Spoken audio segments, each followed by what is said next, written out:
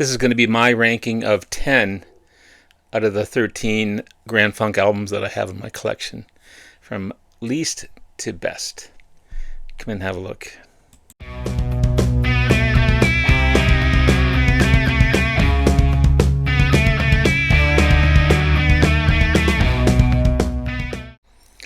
Good morning, everyone. It's Robert from On My Turntable. Hope you're having a great morning this morning. It is Tuesday morning, as always, a coffee kind of morning.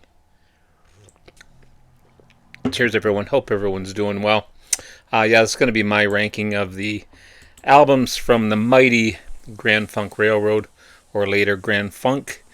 Heavy band from Flint, Michigan, formed way back in 1969 by Mark Farner on guitars and vocals and keyboards, harmonica, Brewer on drums and lead vocals as well, and Mel Schacher on bass. One of the heaviest bands of the 70s for sure. Later on in their career, they would include Craig Frost on keyboards. He would also co-write some of the tracks later on some of their later albums. Band hit it big in the 70s.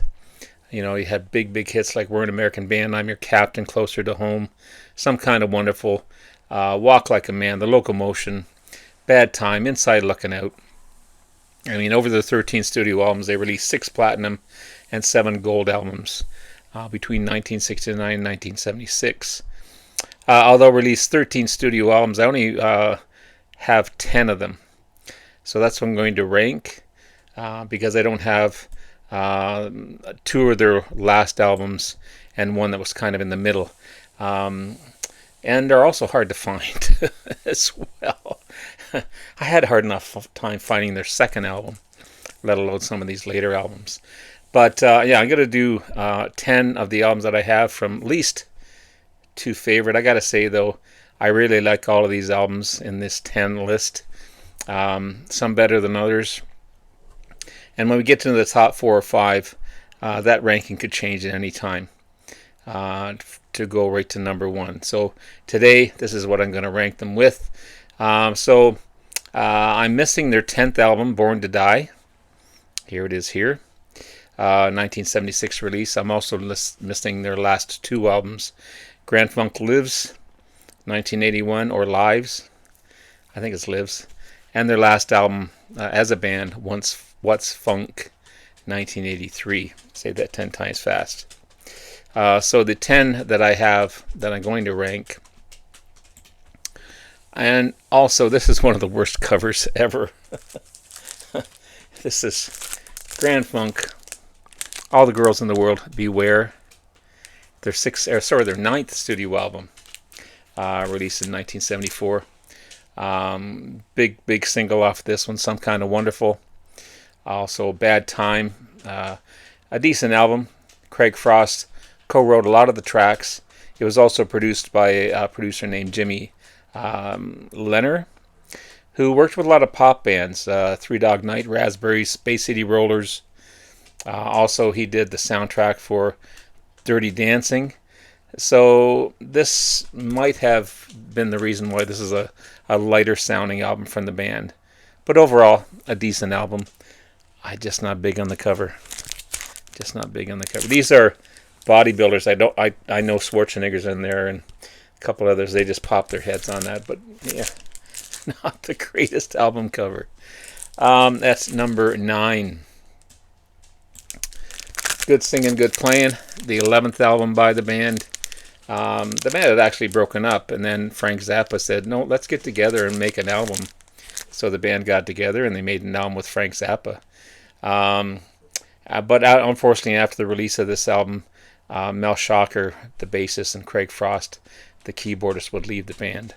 A couple of great singles off of this one, though. Can You Do It? Just Couldn't Wait. Out to Get You. It's a decent album for sure. At number 8, Phoenix. I love this cover too, by the way. The 6th album by the band, 1972 release. The first album produced by the band. Terry Knight's no longer with them on this one. Craig Frost was also a guest artist on this one as well. You got Rock and Roll Soul, Flight of the Phoenix, Someone, She Got to Move, Rain Keeps Falling. Some great tracks on this one, for sure. Kind of a cool cover at number 7, Survival. The 4th album by the band, 1971 release. Don Brewer wasn't happy with the drum sound as Terry Knight made him put tea towels over the drum heads, just like Ringo did in the film Let It Be. The drumming doesn't sound that great on this one by any means. But some great tracks, Feeling Alright. I love that track.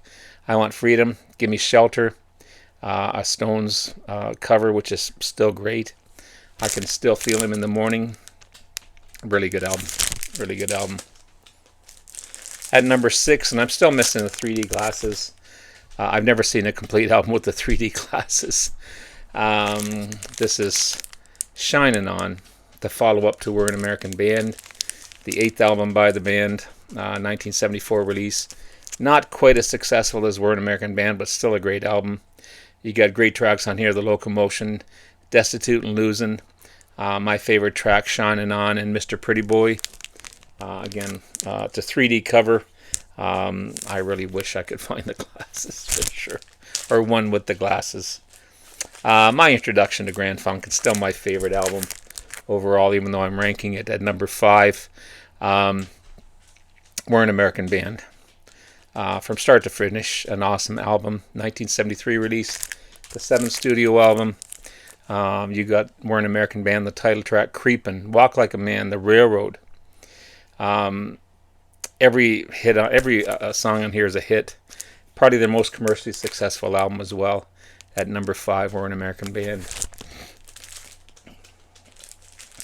At number 4, their debut album, On Time, 1969 release. Time Machine was the big debut single off of this one, reaching the charts at number 48. You get Time Machine, High on a Horse, the classic Heartbreaker, Please Don't Worry. More things to come from this one for sure. At number 3, their 3rd album, at number 3 as well, Closer to Home, 1970 release. Reached gold in 1970, making it their 3rd gold album. Just remarkable, just remarkable. Another amazing album, Sin's a Good Man's Brother, Nothing Is the Same, the classic I'm Your Captain, Closer to Home, Aimless Lady, just to name a few for this one. At number 2, and a cool design of an album cover. This is E Pluribus Funk, the 5th album by the band, 1971 release. The original design was designed by Ernie Cafoulou. Completely round, covered in a silver lined film. The back cover shows Shea Stadium, which they sold out faster than the Beatles in 72 hours. This is an excellent album from start to finish. Again, a lot of protest songs on this one, as they were protesting against the war at the time. People That Stop the War, Save the Land, the rock and foot-stopping music, I Come Tumbling, Upsetter, No Lies. It's amazing. And at number 1, I had a hard time finding this one. It's still not the greatest cover, but the vinyl sounds great. I dig Don's on here as well. This is Grand Funk, or the Red Album as it's known. The 2nd album by the band, 1969 release, just 4 months after their debut album. A lot of bands were just putting hits out and albums out at that time. You got Inside Looking Out, huge part of the concerts on this one. It played on every concert that they did after this one, I believe. Mr. Limo Driver, Highfalutin Woman, a Heartbreaker, Please Don't Worry. Just amazing album from start to finish. Again, the last 4 could go at any time as to number 1. So at number 1, the Red Album. At number 2, E Pluribus Funk. At number 3, Closer to Home. At number 4, you've got their debut, On Time. At number 5, We're an American Band. At number 6, you've got Shining On. At number 7, Survival. At number 8, Phoenix. At number 9, Good Singing, Good Playing. And at number 10, All the Girls in the World Beware. Again, I don't have 3 of those albums, so I didn't rank those. But these are my rankings of my Grand Funk Railroad albums. I love each one of them. Everyone's different. I can't compare the two. I guess I just did compare to each other. But at any given day, I love all these albums from start to finish. So there you have it, guys. There's my ranking of Grand Funk's discography. Hope you enjoy. Please put in the comments below what you think. Have yourself a great rest of the day. Love you all. We'll talk again soon. Bye now.